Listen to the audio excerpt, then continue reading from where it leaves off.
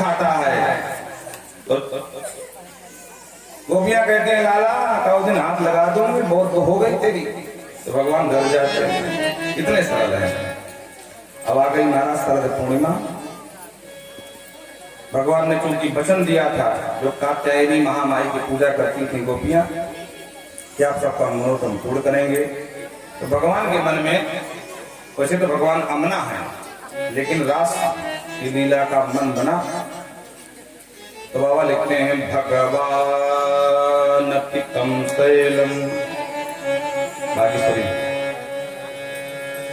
सरदो full मल्लिका दीक्षिणन्तुम मनश्चक्रे योग मायामुपाश्रिता।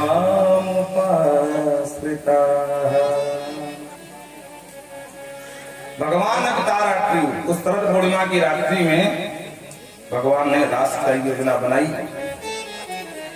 जैसे हमारे शरीर में पंच प्राण होते हैं ना, अपान ज्ञान उदान आदि करके, उसी प्रकार संपूर्ण भागवत में ये 5 अध्याय जो है भगवान के पंच प्राण हैं। रास की लीला को समझना इतना आसान नहीं है। रास की लीला को वही समझ सकता है जो गोपी भाव में। गोपी किसे कहते हैं? गोपी इंद्रिय कृष्णम रसम पिबति इति गोपी। अपनी समस्त इंद्रियों से हम कृष्ण रस का पान करें तो हम भी गोपी बन जाए।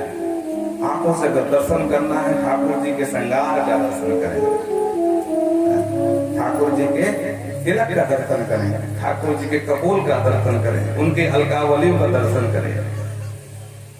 श्रवण इंद्रिय से सुनना है तो ठाकुर जी की कथा या उनके भजन का दर्शन करें, उसे गोपी कहते हैं। गोपियों की कई कैटेगरी बताई है शास्त्रों में। स्वयं सिद्धा वेद रूपा, वेद की ऋचाएं ही गोपी बनकर के आई हैं। राम अवतार के जो संत थे, भगवान जिनसे मिलते थे, उनको लगता था एक बार इनका आलिंगन हो जाए, कितने सुंदर हैं। लेकिन भगवान मर्यादा में थे।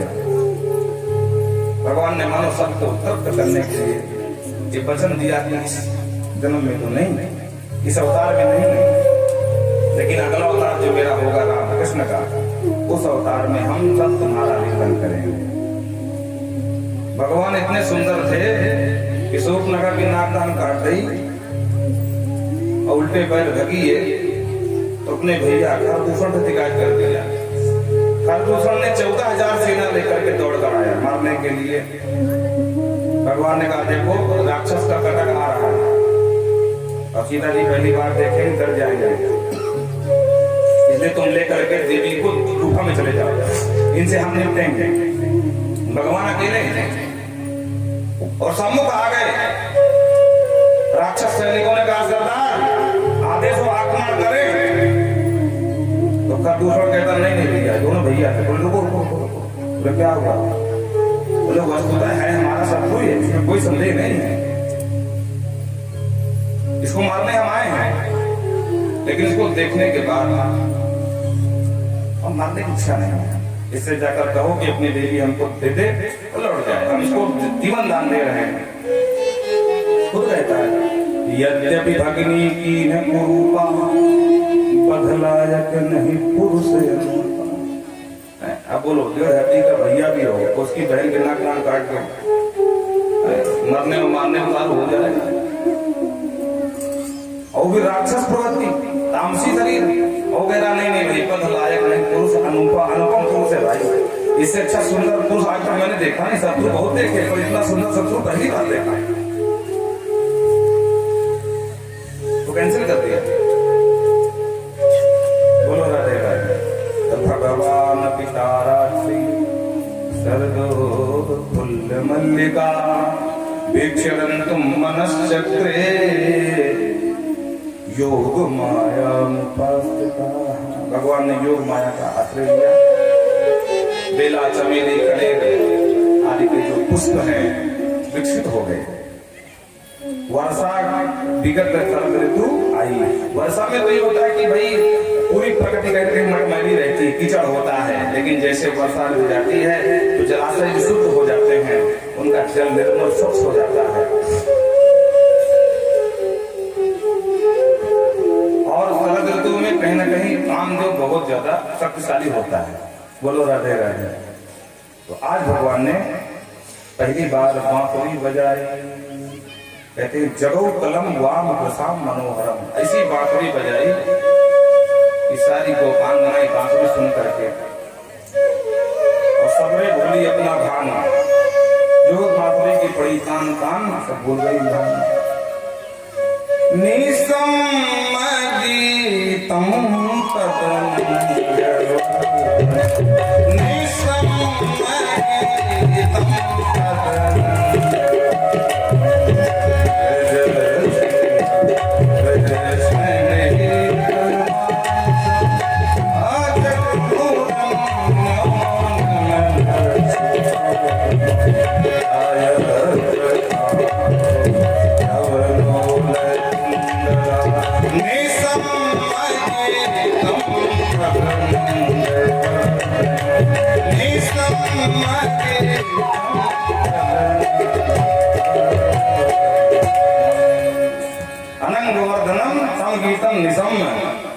भगवान ने जो बांसुरी का निनाद किया तो ऐसी बांसुरी बजी जैसे ब्रज बनताओं का पूरा मन ही खींच लिया हो।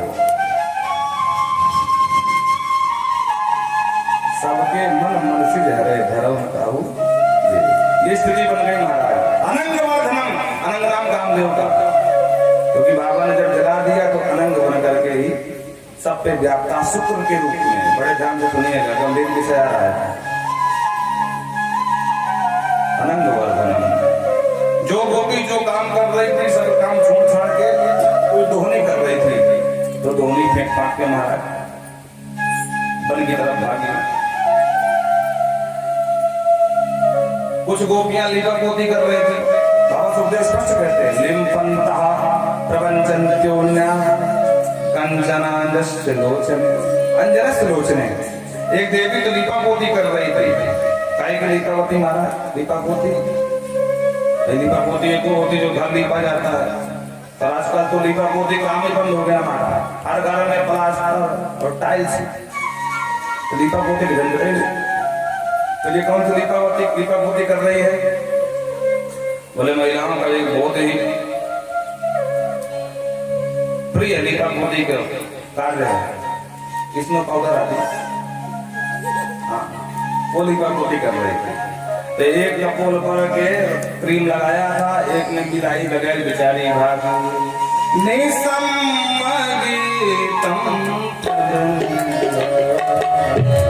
निसम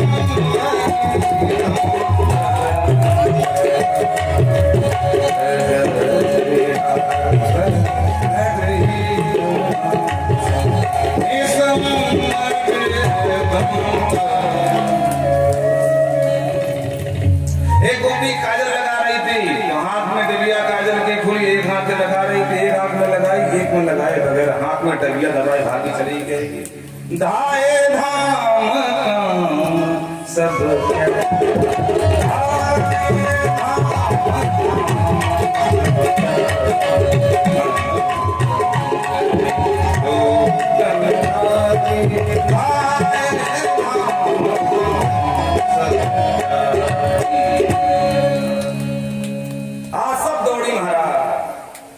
किसी के बंधु ने, किसी के भाई ने, किसी के पति ने रोकने का प्रयास किया, लेकिन सफल ना भय महाराज। एक का पति सफल हो गया, पकड़ करके अंदर बंद कर दिया, ताला मार दिया। अब उसको इतना कष्ट हुआ, अरे राम राम, ये हाड़ मास का शरीर भगवत मिलन में बाधक बन रहा है। धिक्कार इस शरीर को। भगवान का ध्यान किया, ये शरीर छूट गया और सूक्ष्म रूप लेकर के सबसे पहले पहुंच गए। बाबा सुखदेव कहते हैं तवर पति ने बहुत प्रयास किया, शरीर को तो बंद कर दिया, लेकिन जो आत्म तत्व है उसको रोकने में सफल नहीं हुआ, सीधे पहुंच गई नहीं। भगवान ने जब प्रजांगनाओं को आता देखा, आया हुआ तो स्वागत किया। स्वागतम वो महाभागा प्रियम किम करवाणि वा ब्रजस्सानामयं कच्चित् ब्रूता गमन कारण। आइए आइए महाभागाओ, स्वागत है। क्यों आई हो? पहले स्वागत किया, पसंद हो गई, बांसुरी बजा करके खींचा है, बुलाया है, स्वागत भी कर रहे हैं। लेकिन जैसे दूसरा प्रश्न किया, भूतागमन कारण, आने का कारण बताओ, तब गोपियों को लगा कि अरे पहले स्वागत कर रहे हैं, अभी कहने क्यों आई हो?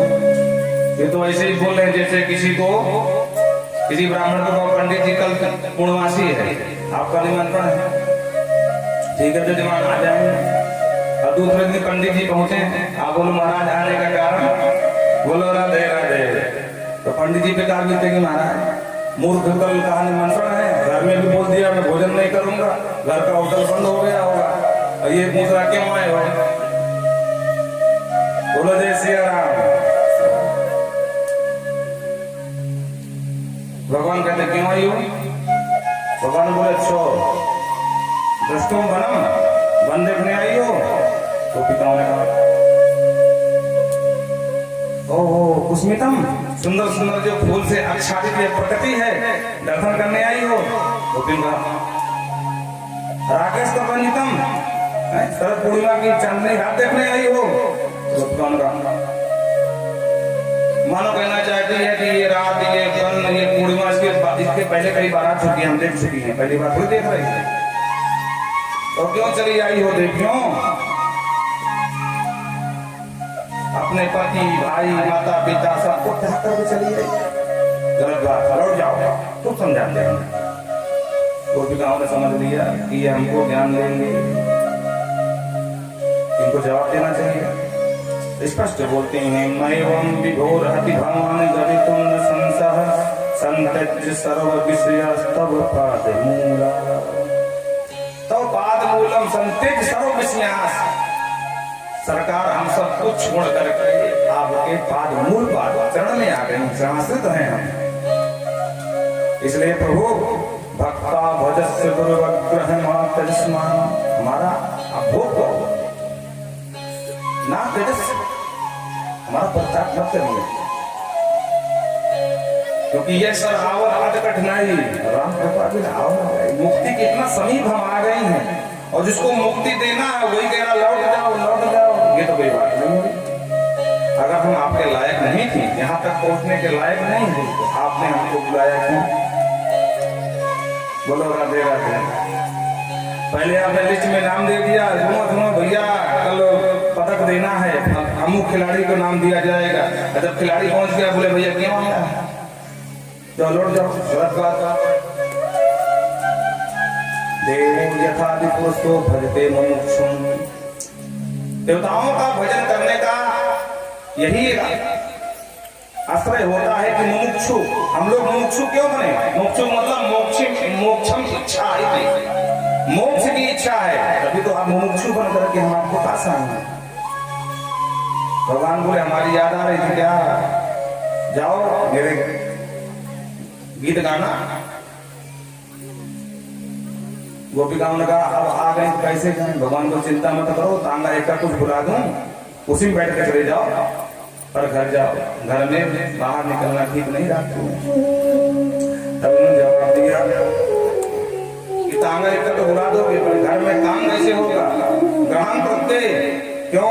क्योंकि मन आपने हरण कर लिया है, और जब मन साथ में नहीं है तो घर का कोई काम भी ठीक से ना हो रहा है।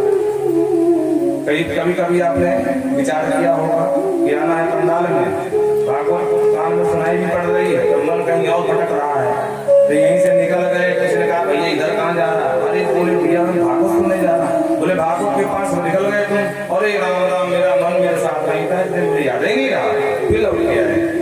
तो कहती चित्तम सुखेन भवता अप्रतम गहेषु, पहले आपने हमारा चित्त अपहरण कर लिया, आप कहते घर जाओ तो करवा निकले करते, घर जाके क्या करेंगी? इसलिए पादव पदम न चलस्तव, ठीक है हमको चलना नहीं पड़ेगा पैर से, आप टांगा एकदम उठा के पहुंचा दोगे, लेकिन घर में जाके करवा में क्यों काम कैसे करेंगे? अगर मन साथ में नहीं है तो कोई काम भी ना हो। भगवान को ये बात है, क्या चाहते देवियों? स्पष्ट कह दिया सिंचांगम नस्फल अधरामतन उरगे।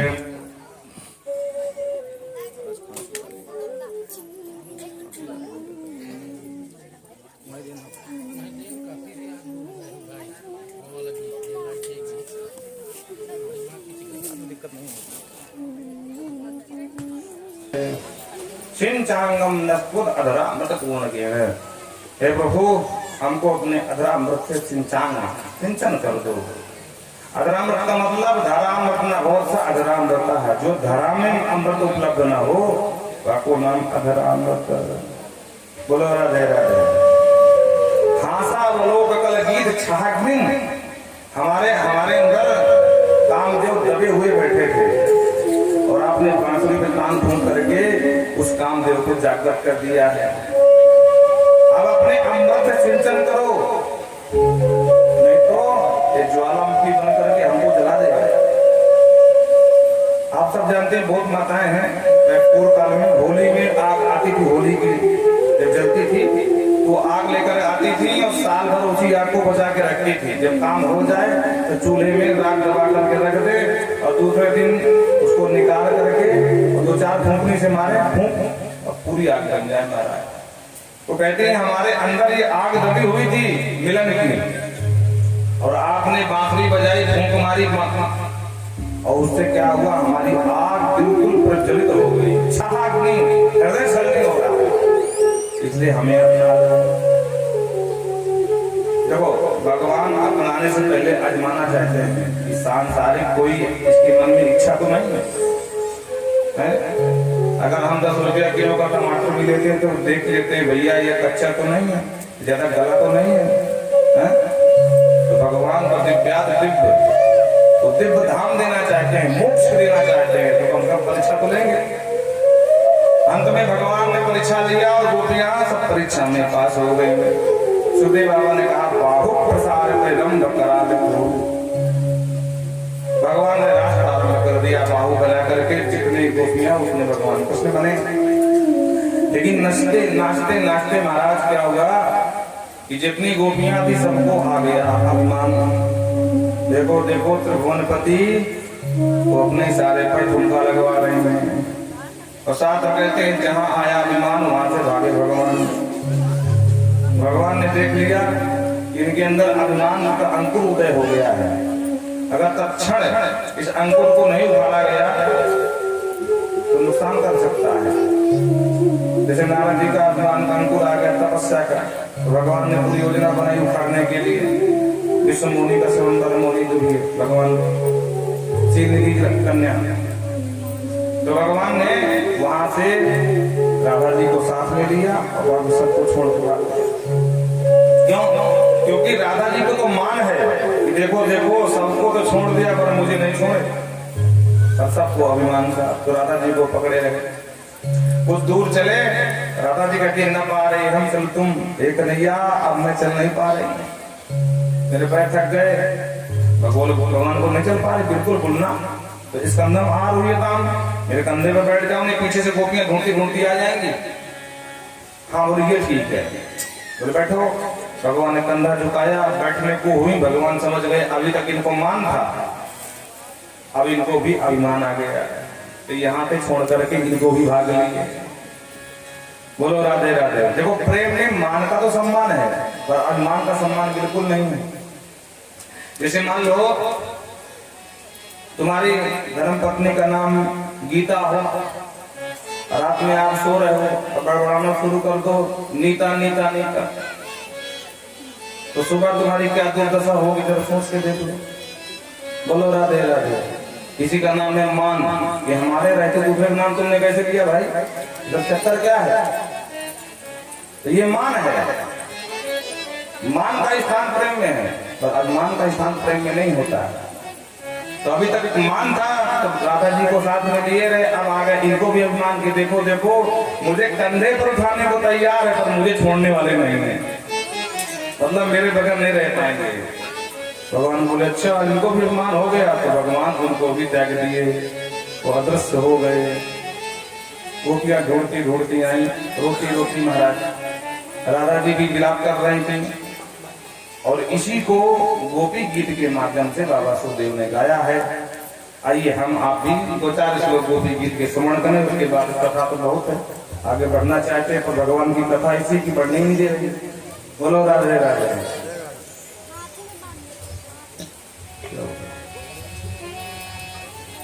तो इसको गोपी गीत कहते हैं। गोपिकाओं ने विरही बन करके पुकारा भगवान को। और भागवत इसका बड़ा महत्व, गीत बहुत है, रुद्र गीत, वीणा गीत, लेकिन जो गोपी गीत है इसका सबसे बड़ा महत्व है। कहते हैं प्रत्येक दिन रात्रि के समय सोने से पहले जो भी गोपी गीत का पाठ करके सोता है तो देर सवेर ही सही भगवान कृष्ण उसको स्वप्न में दर्शन जरूर देते हैं। बोलो राधे राधे। भले इसका एक श्लोक भी आप गाएं, रोज नित्य प्रति गाएं, तो भगवान आपको दर्शन जरूर देंगे, ये गारंटी व्यासपीठ से है। बोलो राधे राधे। आइए हम भी 2-4 श्लोक गुनगुनाते हैं, बाकी 43 श्लोक है, बहुत बड़ा है, लेकिन हम भी प्रयास करते हैं। जयति तेधिकं जन्मना व्रजा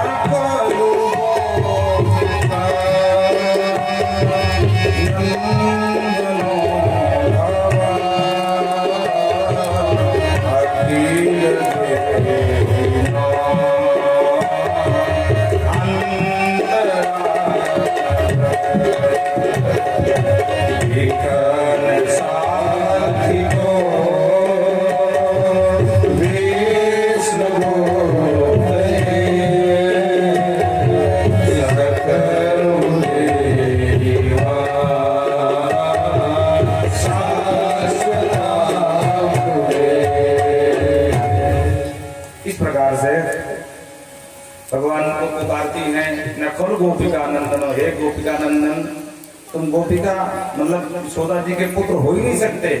अरे वो इतने निर्दयी निष्ठुर कैसे हो सकते हैं? जब से तुम्हारा जन्म हुआ हमारे ब्रज की महिमा बढ़ गई सरकार। जय अधिकम ते, तुम्हारे जन्म के बाद अधिक हमारी जय होने लगी, मान सम्मान होने लगा।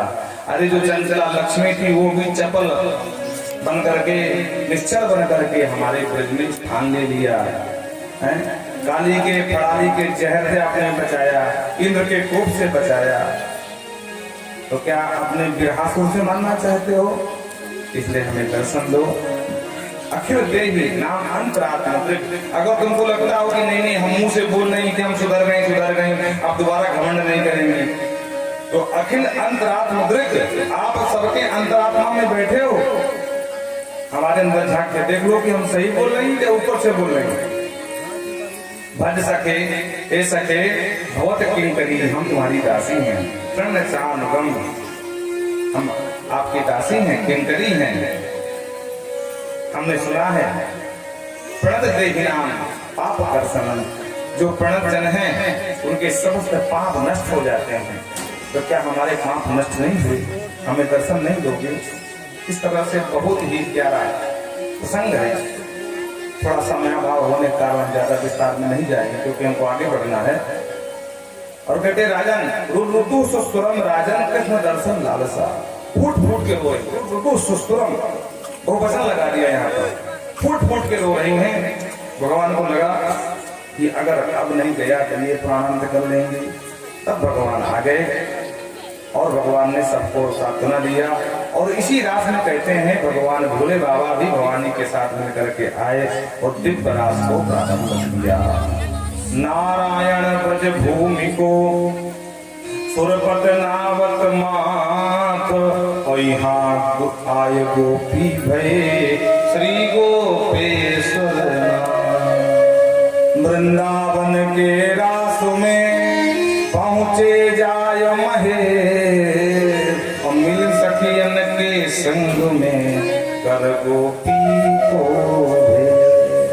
वृंदावन बिहारी लाल की। इस तरह से बहुत सारी लीला करते हुए एक दिन कंस के दरबार में नारद जी पहुंच गए।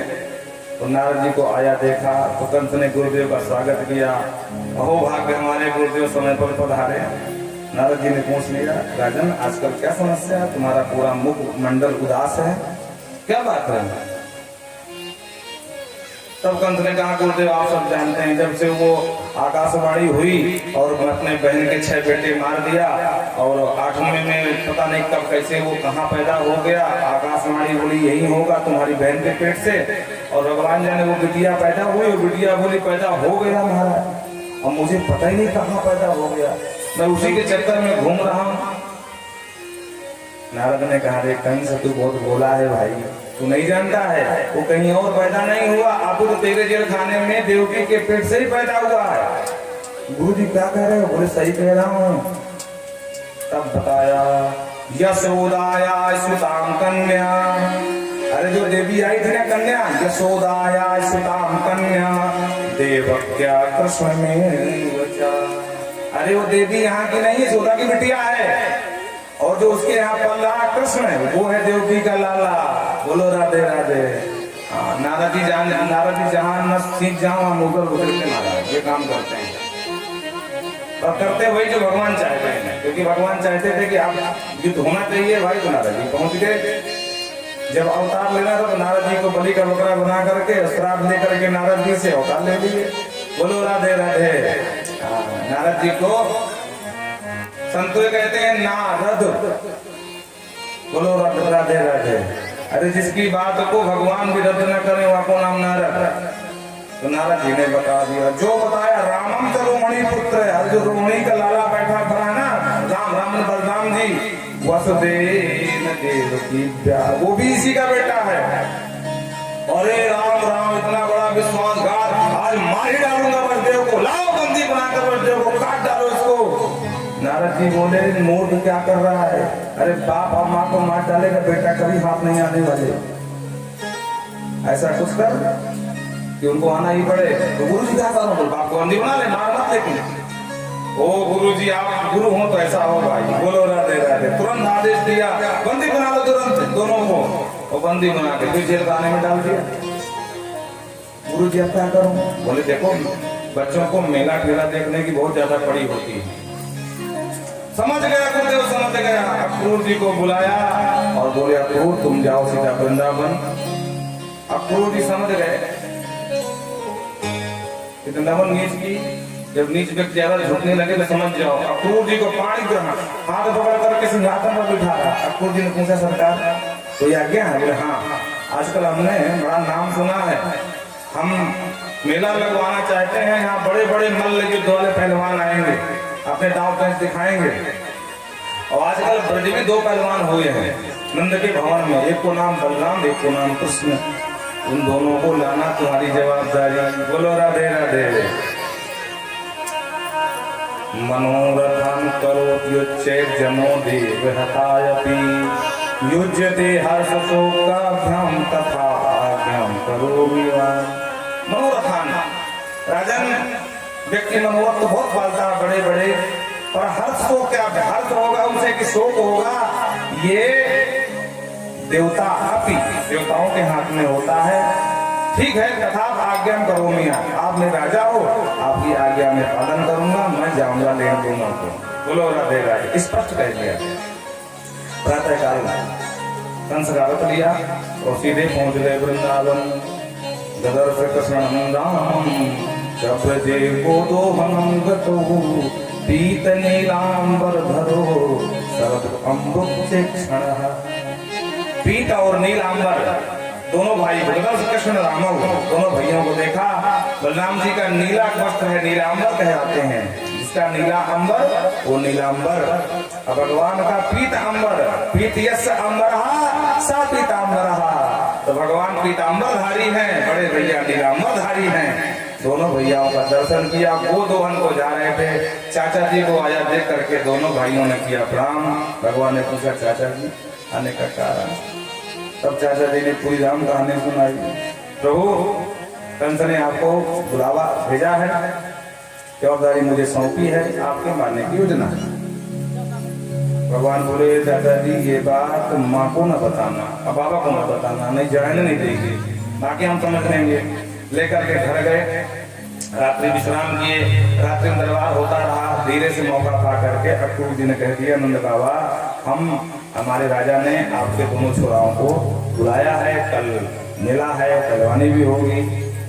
नंद बाबा बोले भैया अक्रूर देखो तू तो बड़ा धार्मिक व्यक्ति है, अब तो को सीधे सीधे मना भी ना कर सकूं, लेकिन एक बात है, जिस राज्य का राजा ही क्रूर हो वह राज्य में छोराओं को भेजना ठीक ना है, तो मैं तो बिल्कुल ना भेजूं। बोलो राधे राधे। अक्रूर जी ने कहा देख नंद बाबा महाराज बुरा मान गया तो बड़ी समस्या है जाए। बोले हाँ वही तो मैं भी सोचूं, पापी का क्या भरोसा। भगवान ने कहा करे हमारे साथ। सुदामा बोली मैं तो बिल्कुल नहीं भेजूंगी। अक्रूर जी ने कहा कल जाएंगे, एक दिन मेला देखेंगे, परसों आ जाएंगे। भगवान ने भी मैया को मना लिया। अंत में मैया ने आदेश दे दिया। प्रातः काल लेकर के जब चलने लगे तो जो गोपिकाओं को मालूम पड़ा रथ घेर करके महाराज खड़ी हो गई, भगवान को जाने नहीं दे रही हैं। कहती अहो विधाता स्तौ न कुचित दया। देखो देखो विधाता ब्रह्मा को दया नहीं आई, जो हमारे प्राण धन जीवन धन हमारे कन्हैया हैं, इनको भी हमसे दूर करना चाहता जाता है। संयोग मैत्रा प्रणय, क्या संयोग, कभी कोई मिलाप होता, कभी किसी का वियोग होता है, हम जाने नहीं देंगे। अब इतना फूट फूट के रोती हैं, सब लज्जा रुदू हो, आज लाज शर्म सब त्याग दिया देव ब्रजांगनाओं ने, रुदू रोने लगी। गोविंद दामोदर माधव, हे गोविंद, हे दामोदर, हे माधव। अक्रूर जी के तो हाथ पे काम न करना बंद कर दिया, महाराज लगाम छूट गई यहाँ से। बोले सरकार ये आपका विभाग है, आप संभालो, मेरे बस की तो ना है। भगवान आगे आए, बोले री गोपी बावरी हे रही का, अरे आज जाऊंगा, कल मेरा देखूंगा, परसों आ जाऊंगा, पागल है गई का, तू का चाहे मेरे मैं पसंद ना रहूं, अरे मेरी पसंदता गोपी आगे है कि मैं मेरा देख के आऊं, और तू फालतू में बाधक बन रही है। एक काम कर, तू भी संगे चल। गोपी बोली कन्हैया ये हमारे यहाँ की परंपरा नहीं है कि बिटिया बहनी जो है ऐसी चली जाए, हम तो ना जाए, लेकिन अब ठीक है, अगर तुम्हारी यादें खुशी है तो ठीक है, जा। अंतोगत आज्ञा मिल गई। तो भगवान जब चले तो बाबा लिखते हैं चतुर्वाण रेणु रथ, जब तक उस रथ की रेणु धूल उड़ती रही, जब तक एक तक गोपिकाएं देखती रही भगवान को, रो रही है, लेकिन भगवान आज चले गए। आइए बस दो लाइन गाते हैं। अरे हम दीवाने हम दीवाने हम दीवाने हम दीवाने हम दीवाने हम दीवाने हम दीवाने हम दीवाने हम दीवाने हम दीवाने हम दीवाने जा रहे हो लौट के आना देखो तुम हमको न भुलाना जा रहे हो लौट के आना देखो तुम हमको न भुलाना हम तो तेरे भक्त पुराने हम दीवाने हम दीवाने हम दीवाने तेरे काला हम दीवाने जय हो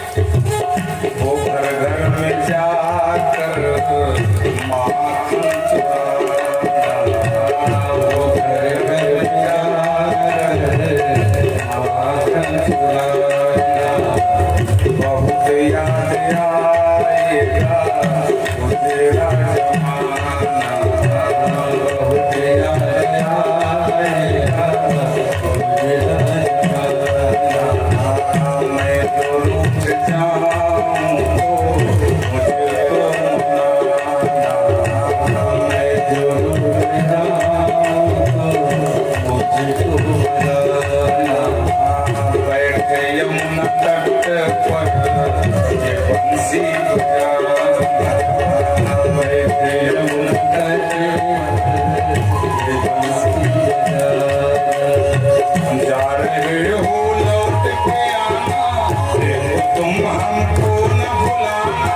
जा रहे हो लौट के आना देखो तुम हमको न भुलाना हम तो तेरे भक्त पुराने हम दीवाने हम दीवाने हम दीवाने हम दीवाने हम दीवाने हम दीवाने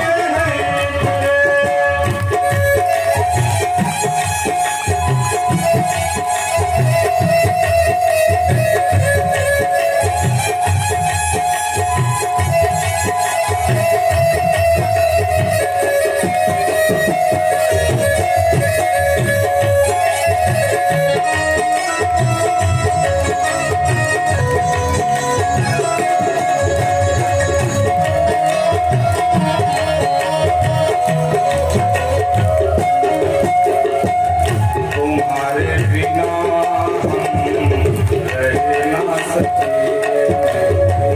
तुम्हारे बिना हम रह ना सके ये सदमे जुदाई के सह ना सके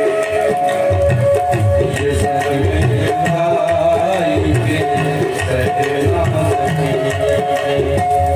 ये मौसम ये बातें तेरे सामने ये मौसम ये बातें तेरे मसाले बहुत याद आएंगे बहुत रे जवाने बहुत याद आएंगे बहुत रे जवाने उम्र भर से न रुलाना तुम हमको न भुलाना उम्र भर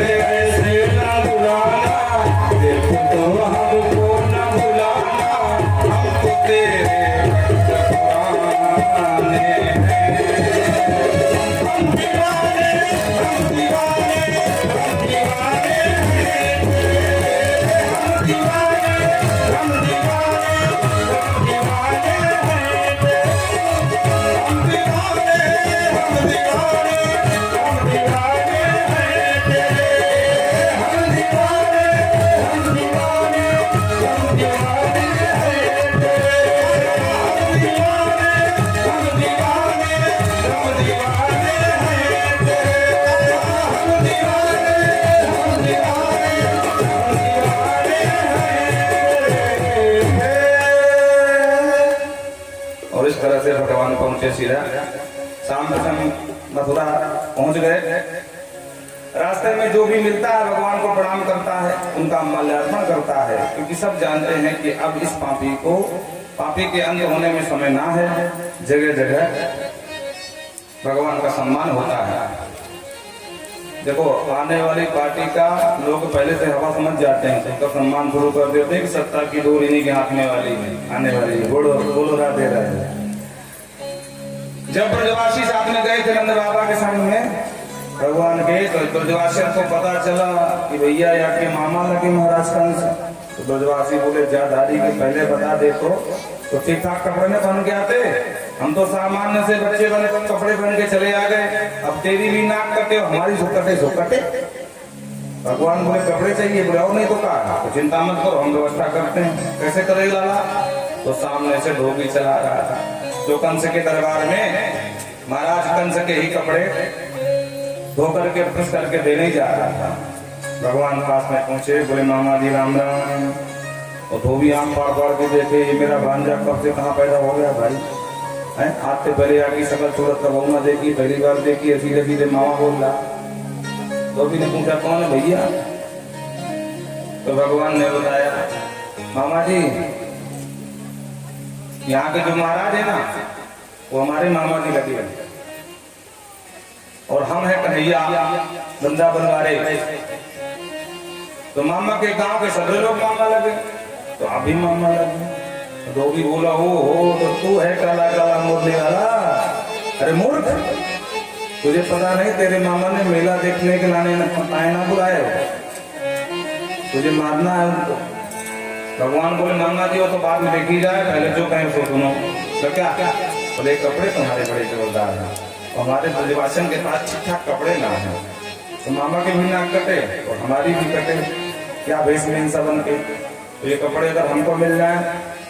धोबी ने 1000 गाली दी, बन गोचरा जंगल में भटकने वाले गवार ग्वारिये हैं, अंधकार के मार्ग में चलने वाले। स्वप्न में भी देखा है कि राजा कंस के महाराज के कपड़े हैं और तू पहने, तेरे ग्वाला पहने, मूर्ख। भगवान ने एक धमुका धर दो तो गजक का काम तमाम हुआ। और कपड़े देकर के बोले हे ब्रजवासी जिसको जो पहनना सो पहन लो। अब ब्रजवासी फटाफट जो मन में आए लाल पीला हरा नीला फटाफट पहन लिया महाराज। पर एक समस्या आ गई, महाराज कंस 15 फुटी जवान, अब ग्वाला महाराज 5 छोटे छोटे। तो जब कपड़ा पहन के चलने लगे तो पहले दोनों तरफ से इसे उठा लिए महाराज, तो चलने लगे तो सड़कें साफ होने लगी महाराज पूरी। बोलो राधे राधे। आगे बढ़े चलते जा रहे, सामने एक दर्जी था। दर्जी ने देख लिया, बोले वाह भैया गजब का फैशन भारत में आ गया, ये कौन सा फैशन है? तो पास में आकर भगवान को प्रणाम किया। सरकार मैं कपड़ा फिट करने का काम करता हूँ, अगर आप कहो तो आप संगी साथी स्वागत सेवा कर दूं। भगवान बोले बड़ी कृपा होगी भैया तेरी, हमारो खूब तेरे ऊपर आशीर्वाद बरसे जीवन में और खूब फरे और भूले थे, बस एक काम कर दे। तो फटाफट दर्जी ने सबके कपड़े काट के फिट कर दियो। ब्रजवासी पहन के महाराज बन के राजकुमार खड़े है गए। भगवान ने पूछो और ब्रजवासियों अब तो ठीक ठाक मामला है? सबरे ब्रजवासी लाला आज हम बहुत अच्छे जम रहे हैं। बोलो राधे राधे। भगवान दर्जी को आशीर्वाद दियो और मालूम पड़े भगवान को ही आशीर्वाद लग गए हो। आज जितने का कपड़ा नहीं उससे दुगना सिलाई पड़े महाराज। बोलो राधे राधे। दुनिया में कोई भी दर्जी भूखों न मरे। ब्रजवासी को लाला कपड़ा तो है गए, लेकिन जब तक ब्रजवासियों के मस्तक में थापक हुआ चंदन न पोते तब तक थोड़ी सी शोभा न बने। भगवान को चिंता क्या करते हो? आगे बढ़े तो 3 जगह से टेढ़ी उपजा चली आ रही थी। भगवान ने संबोधन किया, दास्यास्म हम सुंदर कंस सम्मताम प्रगतन अंगुले प्रकर्मणा। भगवान बोलते हैं अरि गजगामिनी अरि भामिनी। अब ये संबोधन वो देवी को बड़ा अटपटा लगा। 3 जगह से टेढ़ी है, मटक मटक के चल रही है, ऐसे कुबरी है हमारा। और भगवान कहते हैं अरि गजगामिनी, हथनी की तरह चलने वाली। तो घूम के देखिए कौन है संबोधन कर सकता है? तो जो भगवान की आधा प्रभा शोभा को निहारा तो बावरी की तरफ देखते रह गई। आंखें खुली की खुली, मुंह खुला का खुला। अब महाराज हाथ में कटोरी देवी जी। और भगवान जब आंख के पास हाथ लाए, देवी जी, हाँ माँ, हाँ हाँ हाँ प्रभु, हाँ प्रभु, कौन हो तुम? उसने परिचय दिया, सरकार मैं त्रिविक्रम हूँ, रुचिराधना हिंद लेपन कर्मणि, ये अंगराग चंदन लेपन करने का मुझे जो है काम। महाराज कंस सम्मताम भोजराज पते प्रिय, महाराज भोजराज को मेरे हाथ का घिसा चंदन बहुत प्रिय है, दरबार जा सकता चंदन लेपन करने। भगवान बोले देवी जी थोड़ा थोड़ा प्रसाद अगर हमारे ब्रजवासियों को मिल जाए। अरे महाराज आप पूरी कटोरी पकड़ो, आपको देखकर तो मुझे लग रहा है कि सब कुछ आपको ही समर्पित कर दूं। भगवान दिए चंदन, बोले ब्रजवासियों को जितना मन प्रेम से लगाओ। ब्रजवासी महाराज टूट पड़े, फटाफट थापट हुआ चंदन। जानते ना थापट हुआ चंदन किसे कहें? जब तक नाक तक चंदन ना आ जाए महाराज, नाक गाल और ये सब भर जाए, वाको नाम थापक हुआ चंदन। बोलो राधे राधे। जो वृंदावन गए होंगे वह तब देखे होंगे ब्रजवासियों की गति महाराज, सब थापक हुआ चंदन लगाए घूमा। भगवान ने चंदन लगाया और खाली कटोरी पकड़ाने ही जा रहे थे। तब दादा बोले लाला ये बेचारी गरीब है, दरबार जाती कछु पानी तो सब इनाम पाती, और तेने कछु दिया न लिया, फ्री का चंदन घिस यदुनंदन, फ्री का चंदन घिस यदुनंदन। बोलो राधे राधे। भगवान बोले जाओ दादा हम यहाँ को वो इनाम देंगे कि आज से पहले काऊ न दिए हो। अच्छा लाला कहा दोगे? आगे बढ़े भगवान, त्रिविक्रा के दाहिने पैर के अंगूठे में अपने दाहिने पैर का अंगूठा दबा लिया और जो ठोड़ी ने हाथ लगाया। दादा घबरा गए, लाला ये वृंदावन ना है, मथुरा है, समझ के रहियो नहीं पिट जाए। भगवान को ज्यादा चिंता मत करो, थोड़ा उधर में घुमाओ, तुम शर्म लग रही तुमको देखते, बड़े हो। बोलो राधे राधे। जाओ दादा ने मुंह घुमाया और भगवान ने एक झटका मारा तो मुकुंद सद्यो बभू प्रमोद दमाहा। भगवान मुकुंद के स्पर्श मात्र से उत्तम सुंदरी बनकर के खड़ी हो गई, सारा कोबड़ गायब। बोल भक्त वत्सल भगवान की। भगवान की स्तुति करी, सरकार घर पधारो। बोलना अभी विशेष अभियान में निकलेंगे, पहले मामा जी निकाले फिर प्रेम से तुम्हारे घर पैर पधराएंगे। बोलो राधे राधे। भगवान बोले कहा ब्रजवासियों और कछु कसर रहेगा? ब्रजवासी को लाला नेक सी कसर रह गई। अब काय बात की रह गई? लाला जब तक ब्रजवासन के गले में पुष्प हार ना पड़ो हो महाराज तो थोड़ा कम स्वभाव बने। भगवान बोले जावा चिंता मत करो। तो सामने से महाराज एक माली चले आ रहे थे, माली बाबा माला दिए हुए भगवान पहुंचे। भगवान ने नमस्कार किया, महाराज तो माली बावरा हो गया। महाराज एक क्या सब ले जाओ, तो एक की जगह 5-5 माला ब्रजवासी पहने वाला और सब खुश रह गए। भगवान से कहा माली सरकार जल्दी पापी को निपटाओ। भगवान को चिंता मत करो, समय शीघ्र ही है, शुभ मुहूर्त का इंतजार है, चिंता मत करो। और भगवान ब्रजवासी से बोले ब्रजवासी तुम सब जाओ अतिथि कक्ष में रुको और हम एक विशेष काम करके आ रहे हैं। तो भगवान को पता था तो पहुंच गए सीधे धनुषशाला जहाँ धनुष रखा था। भगवान सीधे पहुंच गए, वहां रखवारी में बड़े बड़े योद्धा लगे हुए थे और नेक 16-14 वर्ष की आयु का। भगवान सीधे धनुष के पास नजदीक पहुंच गए और वो सब पहरेदार खड़े देख रहे हैं ये बच्चा क्या करेगा। भगवान को दाऊ दादा उठा लो धनुष। तो जो रखवाली कर रहे बोले हाँ उठा ले, क्योंकि इतना वजन था कि 300 हाथी उसमें लगते थे महाराज। अगर कहीं उसको हटाना हो आगे तो 300 हाथी उठाते थे तब वो उठता था, इतना वजन था। तो ब्रजवासी को जो लगे थे रखवाल बोले हाँ उठा ले। तो पीछे से दादा ने कहा लाला आप दिखा दे कूदना वाले हाथ, हाँ इन सबों को। और भगवान ने वाह करण कर ली गया, बाएं हाथ एक झटके में धनुष को उठाया और बिना कोई देर के बंदूक 2 खंड में व्यापित कर दिया। बोल वृंदावन बिहारी लाल की। ध्यान रखना सिर्फ राम जी धनुष नहीं तोड़े, हमारे श्याम जी भी तोड़े हैं। बोलो राधे राधे। और जो धनुष भंग हुआ टंकार से दिशाएं गुंजायमान हो गई, पृथ्वी में भूकंप आ गया महाराज और कंस गिरते गिरते बचा महाराज, मुंह के बल गिरता महाराज। दौड़ करके कछु को मारने पीटने लगे तो रखवाल में खड़े थे और कछु भाग करके गए महाराज कंस से बताए, महाराज गजब है गो। बोले क्या हुआ? बोले आपके जीने का गारंटी कार्ड खत्म। कंस बोले क्या मतलब? बोले महाराज धनुष टूट गया। कंस कांप गया, मूर्खो धनुष कैसे टूट गया? बोले सरकार पूछो मत, नेक से बच्चा तोड़ दिया वो काला काला मुरली वाला वृंदावन वाला। आप कंस घबराया, अरे राम राम मूर्ख, ये मेरे गुरुदेव को राम ने धनुष दिया था और उन्होंने कहा था मूर्ख बच्चा, पहली बात है धनुष कोई तोड़ नहीं सकता और जो तोड़ देगा बेटा वो तुझे कभी छोड़ नहीं सकता। अब बोल क्या करूंगा? धनुष तो गया, तो क्या करें? बोले घबराओ मत महाराज, हम कुछ योजना बनाएंगे। रात में योजना बनाई गई और कोलियापुरी नाम के हाथी को रात भर मदिरा पिलाया गया और प्रातः काल द्वारपाल को मतवाल के हवाले किया गया और द्वार में ही पहरे में लगा दिया गया। भगवान दोनों भाई चले आ रहे थे और जो भाई दोनों सामने आए, मतवाल ने एक अंकुश मारा, बिल्कुल निरंकुश मारा, हाथी दौड़ा मदान होकर के। भगवान ने आदेश दिया, अम्बा मार कर दो, नहीं तुमको तुम्हारे हाथी के शहर सीधा यमपुरी पहुंचा देंगे।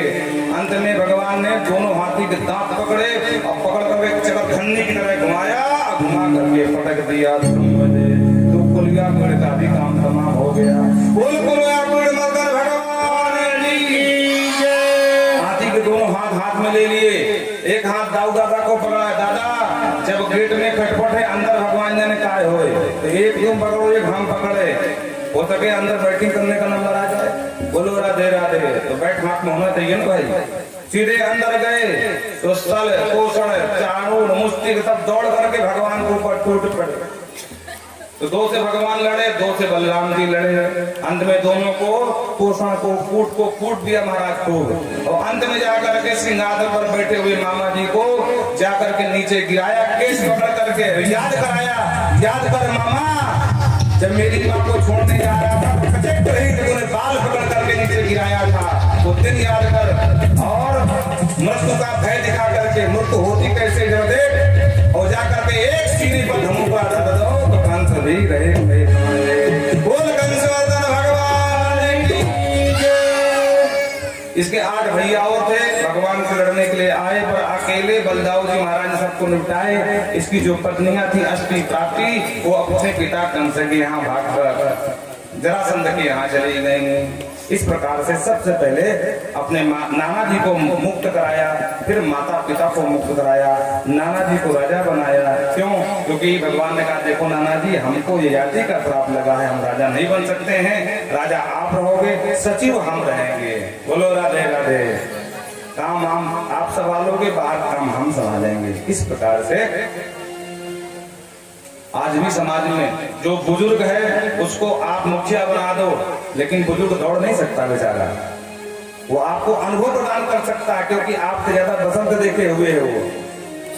और बाहर का काम जो दौड़ भाग का है वो आप संभालो। सचिव युवक बन जाए और जो बुजुर्ग है वो पिता हो, वयोवृद्ध या बाबा हो, उसको आप राजा की तरह मुखिया बना दीजिए, आपका भी घर बिल्कुल सुरक्षित हो जाएगा। प्रेम से बोलो राधे। और उसके बाद गए अपने गुरु जी के यहाँ, वहां जाकर के विद्याएं सीखी, जो संस्कार हुआ। एक दिन जब चलने लगे तो गुरु पुत्र को ला करके भगवान ने समर्पित किया गुरु माता को। गुरु पित्रम निहानितम निज कर्म निबंधनम आनयस्व महाराज मक्षासन परम। गुरु पुत्र को ला करके दिए और अपने मथुरा में बार बार आक्रमण होते हैं, जरासंध भी आक्रमण करता है, 17 बार हरा दिया। और एक दिन भगवान को वृंदावन की याद आने लगी। आइए रात तोड़ी पे थोड़ा छोड़िए, अब यहाँ से तोड़ी पर चलेंगे। बोलो राधे राधे। बोल वृंदावन बिहारी लाल की। वैसे भगवान को रह करके याद बहुत आती थी, लेकिन जब ज्यादा याद सताने लगी तो उन्होंने उद्धव को बुलाया और उद्धव से कहते उद्धव मोहि ब्रज विपरत ना। उद्धव और उद्धव महाराज बृहस्पति